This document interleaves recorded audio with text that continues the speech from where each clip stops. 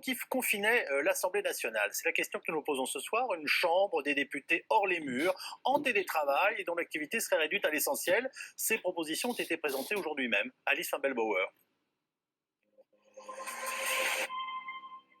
À l'Assemblée nationale, les députés occupent désormais un siège sur deux dans l'hémicycle. Le port du masque est obligatoire. Les collaborateurs télétravaillent et les réunions sans vote se font en visioconférence.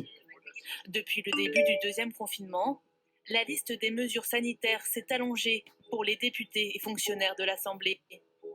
Car personne ne veut revoir le Palais Bourbon se transformer une nouvelle fois en foyer épidémique. En mars dernier, près de 110 personnes avaient contracté le virus en quelques semaines, bousculant l'agenda, mais aussi la tenue des débats. Pour éviter l'impasse démocratique, le vice-président de l'Assemblée, Sylvain Wasserman, planche depuis fin mai avec son groupe de travail sur plusieurs scénarios. L'objectif, que l'institution continue de fonctionner même en cas de force majeure, pandémie, mais aussi inondation, incendie ou encore risque terroriste. D'abord, on a imaginé une boîte à outils pour travailler en temps de crise. Par exemple, on est à 2 pas de l'hémicycle ici.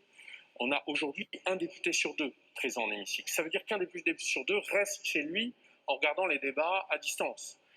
La question de comment on les associe, par exemple avec des contributions écrites sur lesquelles ils peuvent s'exprimer sur les textes, par exemple avec des questions écrites sur lesquelles ils peuvent interpeller le gouvernement, mais aussi avec des outils numériques, tout ça fait partie de la réflexion et de la préparation de l'Assemblée nationale, se concentrer sur les fonctions essentielles, faire des choix, mais aussi exercer pleinement notre rôle, à la fois de vote des lois d'urgence et à la fois de contrôle de l'action du gouvernement. Hiérarchiser les travaux, quitte à suspendre les activités non essentielles comme les colloques ou les groupes d'amitié.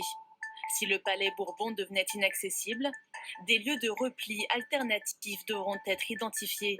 Et le groupe de travail va encore plus loin en proposant la mise en place dans des cas exceptionnels d'un vote à distance. D'ores et déjà, on a créé une boîte à outils avec un outil possible sur le vote à distance. Et on a défini des règles du jeu.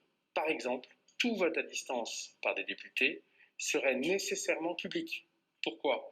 Parce que le député qui vote pourra faire une espèce d'autocontrôle démocratique immédiat et vérifier que s'il a voté oui, c'est bien comptabilisé comme oui, et s'il a voté non, c'est bien comptabilisé comme non.